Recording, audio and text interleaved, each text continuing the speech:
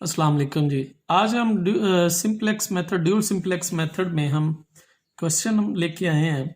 Question हमारे पास ये है, हमने प्रीवियस लेक्चर में इसका प्रोसीजर रूल पढ़ा था,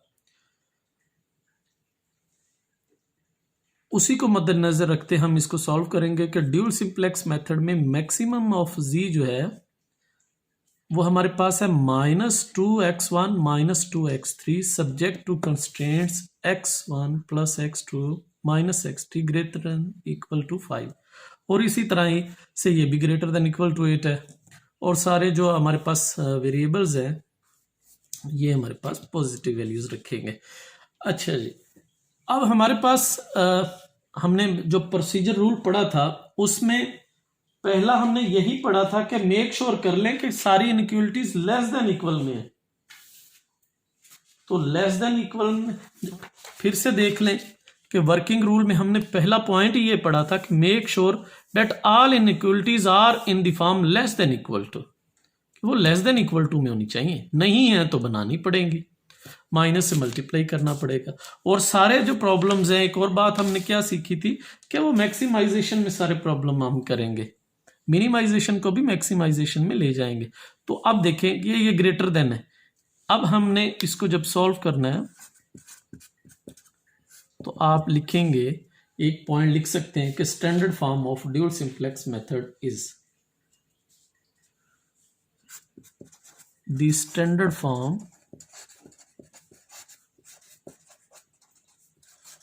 ऑफ ड्यूल सिंप्लेक्स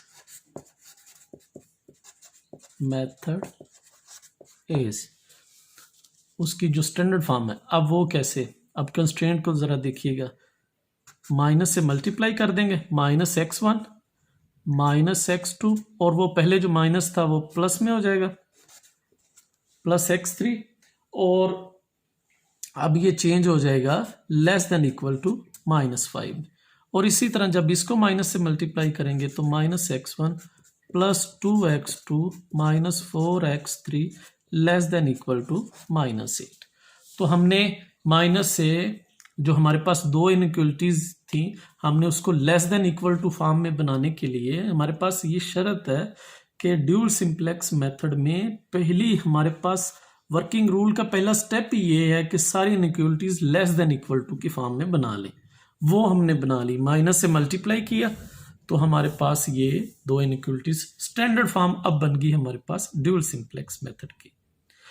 अब उसमें क्या करना है कि इनइक्वलिटीज को हम इक्वलिटी में चेंज करते हैं तो स्लैक वेरिएबल्स को इंट्रोड्यूस करवाते हैं, यानी यहाँ पे आप S1 इंट्रोड्यूस करवा देंगे और यहाँ पे S2 आप इंट्रोड्यूस करवा देंगे। तो उसके लिए हमारे पास तरीका ये है, नेक्स्ट जो है उसको हम लिख सकते हैं। अब हमारे पास नाउ जो z था जिसको मैक्सिमाइज हमने करना है वो हमारे पास आ गया -2x1 -x3। अब दो इनइक्वलिटीज हैं तो 0s1 + 0s2, ये हमारे पास ऑब्जेक्टिव फंक्शन हम लिखते हैं, जैसे वो लिख दिया। अब हमारे पास जो इनइक्वलिटीज हैं x1 -x1 -x2 + x3 + s1 = -5, slack variable हमने इंट्रोड्यूस करवा दिया। इसी तरह -x1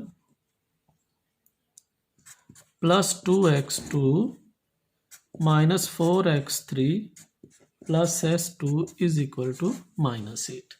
तो ये हमने इंट्रोड्यूस करवा दिए स्लैक वेरिएबल्स, हमने इक्वल की साइन सबके साथ इंट्रोड्यूस हो गई। इनिशियल कंडीशन में हम क्या करते हैं, सबसे पहला पॉइंट हम करते हैं, इनिशियल कंडीशन हमारे पास ये होती है,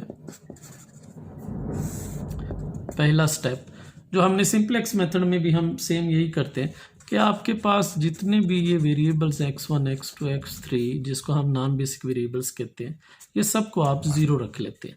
वहाँ से हमारे पास यहाँ पे जब सारे 0 रख लिए हमने, ये भी 0 ये भी, तो S1 हमारे पास -5 आ जाएगा और S2 हमारे पास -8 आ जाएगा। तो वो हमारे पास स्लैक वेरिएबल्स की वैल्यूज आ जाती है। -5 और -8 आ गया। उसके बाद फिर हम टेबल बनाते हैं, ड्यूल सिंप्लेक्स मेथड में टेबल बनाएंगे। जिस तरह हम सिंप्लेक्स में, उसी पैटर्न से ही हम ये टेबल बनाएंगे। अब हम टेबल की तरफ बढ़ते हैं, यानी हम हेडिंग दे सकते हैं कि फर्स्ट ड्यूल सिंप्लेक्स टेबल। तो पहला ड्यूल सिंप्लेक्स टेबल है, अब हम वो बनाने जा रहे हैं। तो उसके लिए हम CB हम लिखते हैं, कोफिशिएंट्स ऑफ बेसिक वेरिएबल्स। फिर हम यहाँ पे CJ लिखते हैं,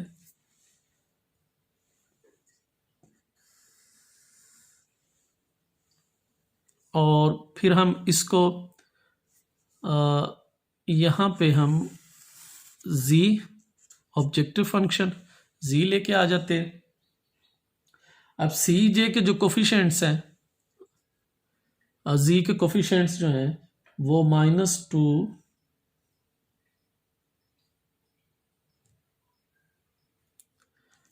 अगर आप क्वेश्चन में देखें तो आप ज़्यादा समझ सकते हैं। दोबारा से क्वेश्चन की तरफ बढ़ते हैं कि हमारे पास जो क्वेश्चन में कोफिशिएंट्स हैं Z के, वो क्या है -2 और x2 मिस है यहाँ पे, तो उसका कोफिशिएंट हमारे पास 0 आ जाएगा, और x3 का कोफिशिएंट जो है वो -2 आ जाएगा। तो वही हम लिखने जा रहे थे कि Z के कोफिशिएंट -2 लिखेंगे x1 के साथ, और x2 हमारे पास मिस है वो 0 आ जाएगा, और x3 का कोफिशिएंट -2 आ जाएगा। तो ये हमारे पास आ गया -2 0 और हमारे पास -1 आ गया।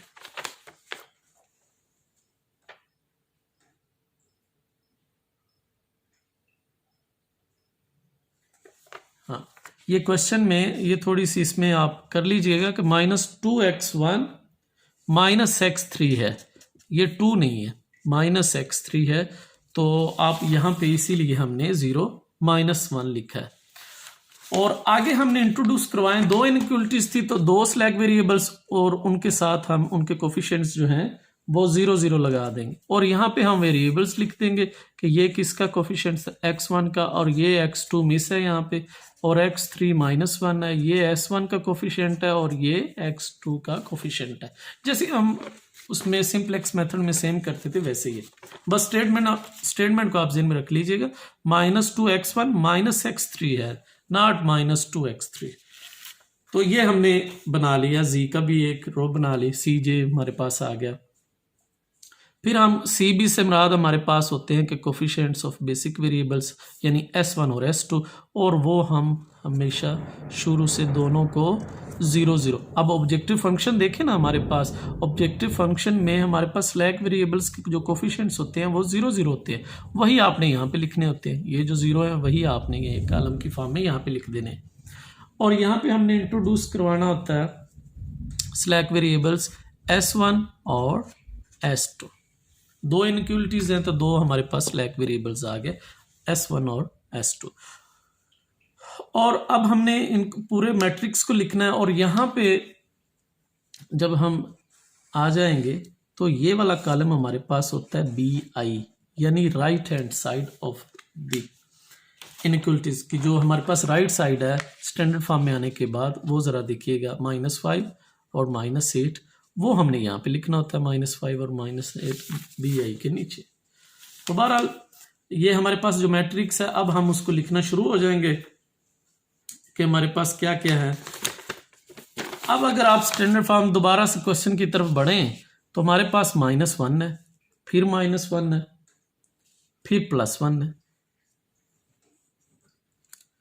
-1 -1 +1, और यहाँ पे हमारे पास आ गए -1 -1 और +1, और स्लैक वेरिएबल्स जब हमने इंट्रोड्यूस करवाया इसमें,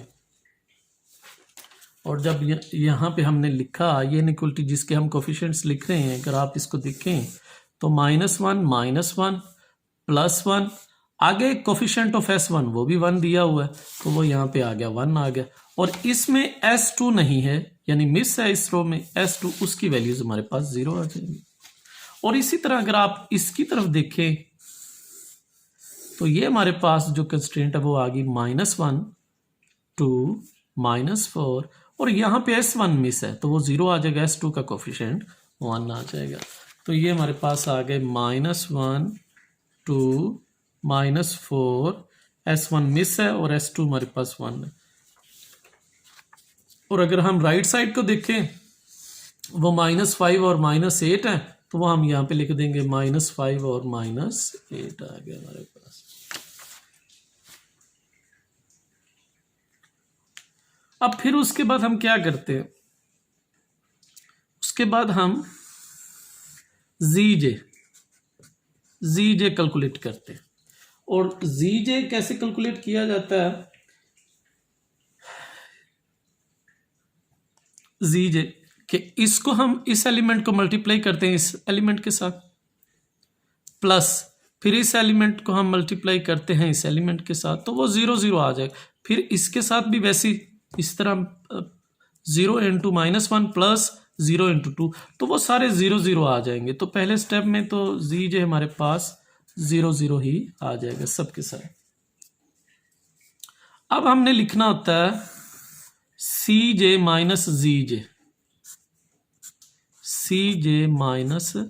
ZJ, CJ ये हमारे पास सबसे ऊपर पड़े हुए हैं और ZJ हमारे पास ये पड़े हुए हैं। जब इसमें से माइनस करेंगे तो ये सेम हमारे पास वही जो रो पड़ी हुई है CJ वाली वो यहाँ पे रिपीट हो जाएगी।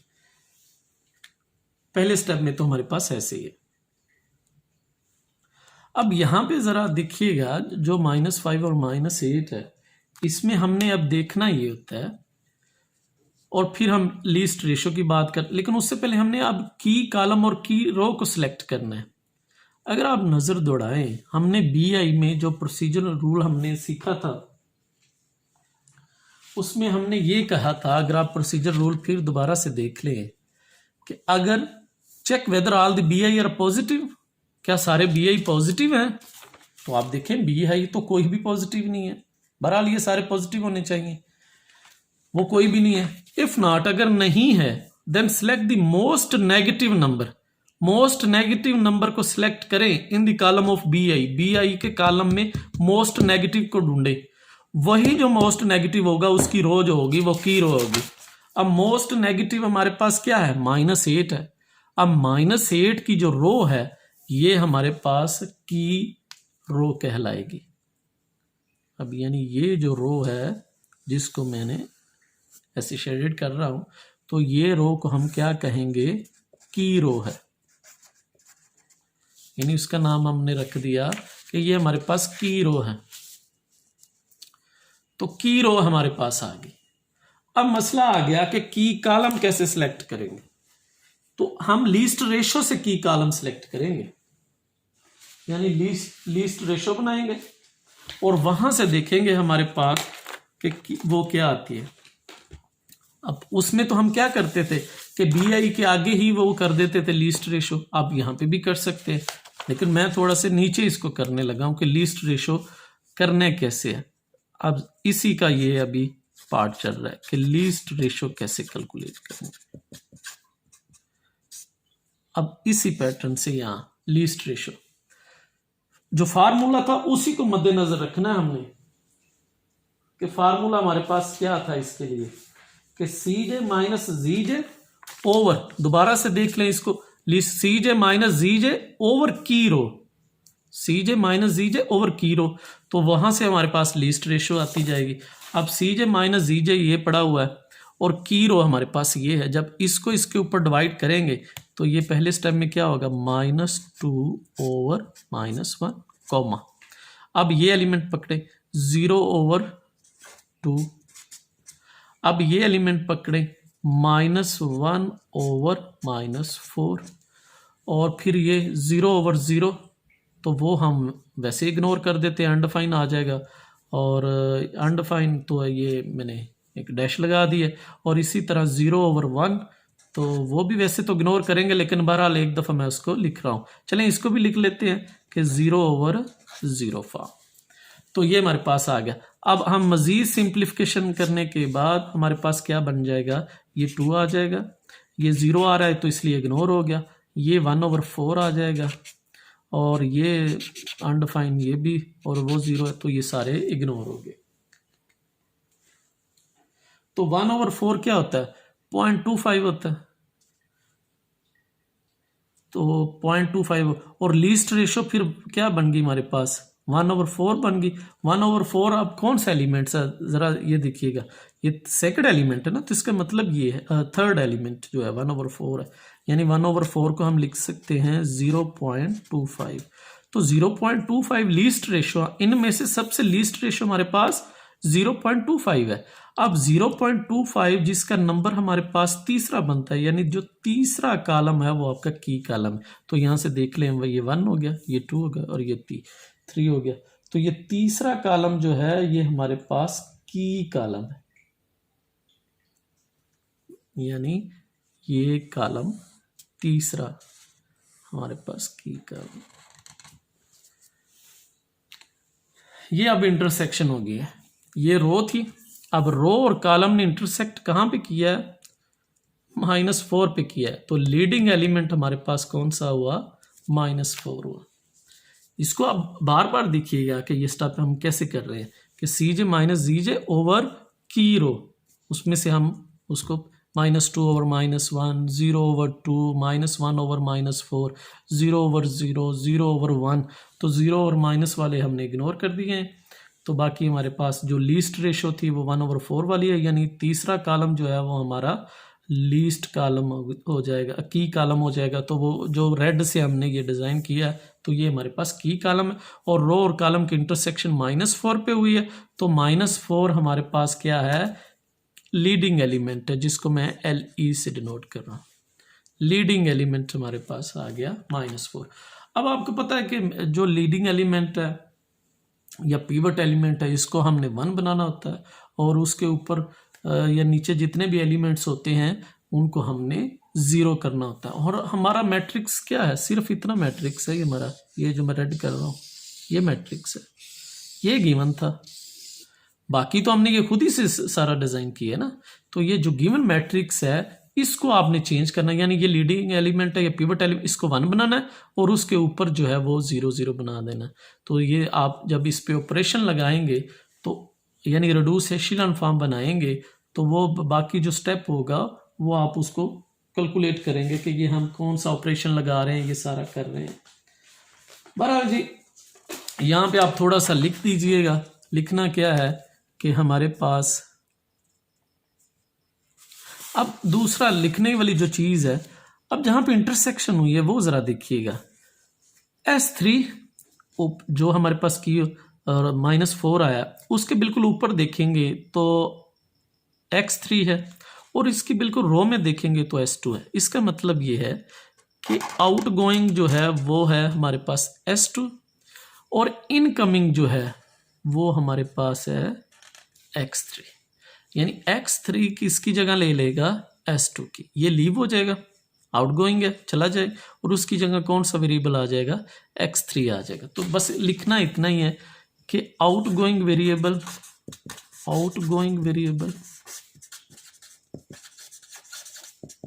वो S2 है, और इनकमिंग वेरिएबल वो X3 है। इनकमिंग X3 है, और आउट गोइंग हमारे पास वो S2 है, और लीडिंग एलिमेंट जो है वो हमारे पास -4 है। और फिर आप लिखें कि convert the matrix into reduce echelon form, और उस पर ऑपरेशन लगा लें। यानी इस -4 को अगर 1 बनाना है, तो अगर ये हम रो 1 ले लें और ये रो 2 हम लिख लें, तो आप लोगों को क्या करना है कि जो रो हमारे पास 2 है उसको कैसे बनाएंगे कि उसको -4 से डिवाइड कर देंगे, तो हमारे पास रो 2 में चेंजिंग आ जाएगी, यानी वो हमारे पास फिर 1 वैल्यूज़ दे देगा।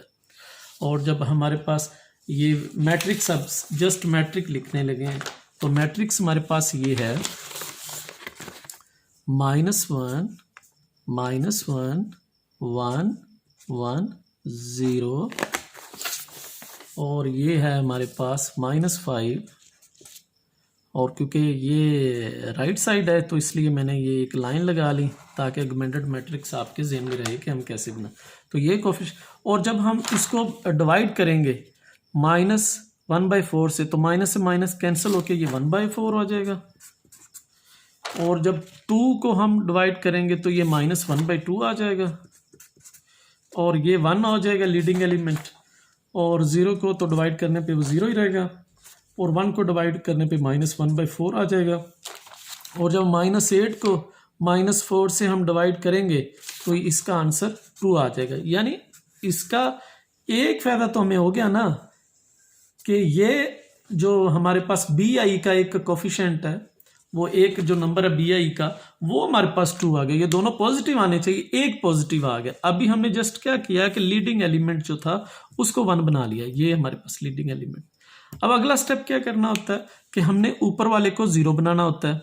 तो जस्ट क्या करें आप, रो 2 माइनस रो 1 कर देंगे, तो आपकी चेंजिंग आ जाएगी। ये सॉरी, हमें चेंजिंग रो 1 में चाहिए थी, तो रो 2 माइनस रो 1 की बजाय रो 1 माइनस रो 2 करेंगे, तो चेंजिंग आ जाएगी रो 1 में।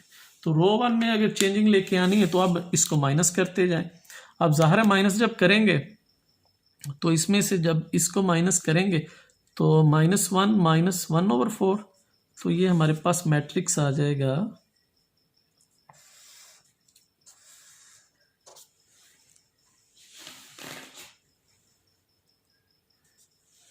एक स्टेप में पूरा कर दे। तो आप लोगों को जब माइनस करेंगे -1 - 1/4, तो ये बन जाएगा -5/4, तो -5/4 आ गया।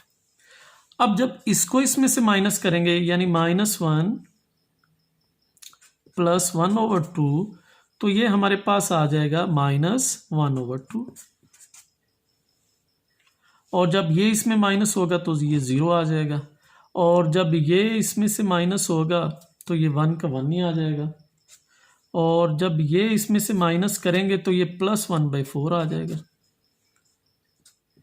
और जब इसको इसमें माइनस करेंगे तो ये हमारे पास -7 आ जाएगा।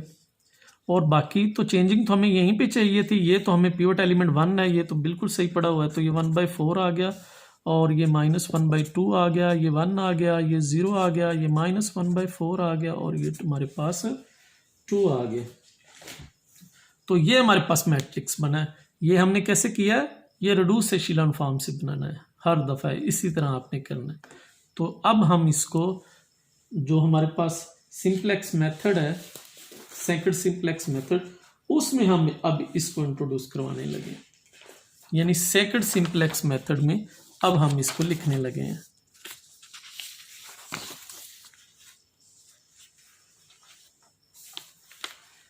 सेकंड सिंप्लेक्स मेथड,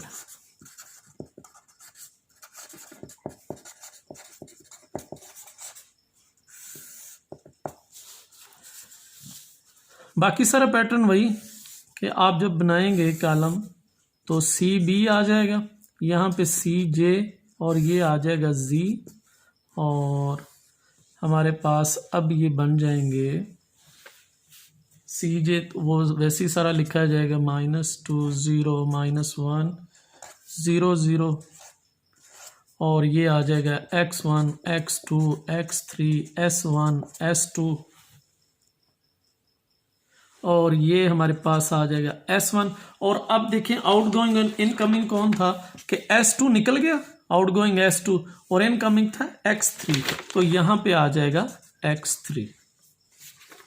तो बाकी हमारे पास ये वही मैट्रिक्स जो ये बना हुआ है उसको हम इंट्रोड्यूस करवा देंगे वहाँ पे, तो ये सारा हम वहाँ पे अब लिखने लगेंगे, यानी -1/4 -5/4 -1/2 0 1 1/4, यानी ये सारा हम इसी से देख देख के लिख रहे हैं, ये जो हमने बनाया हुआ है।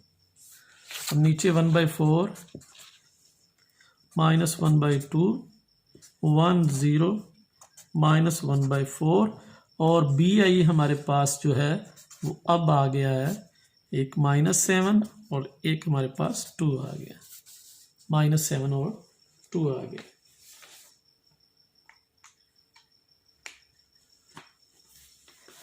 तो ये हमारे पास आ गए। और ये जो हमारे पास आए हैं CB के कोफिशिएंट्स, वो जरा देख ले कि क्या आए हैं।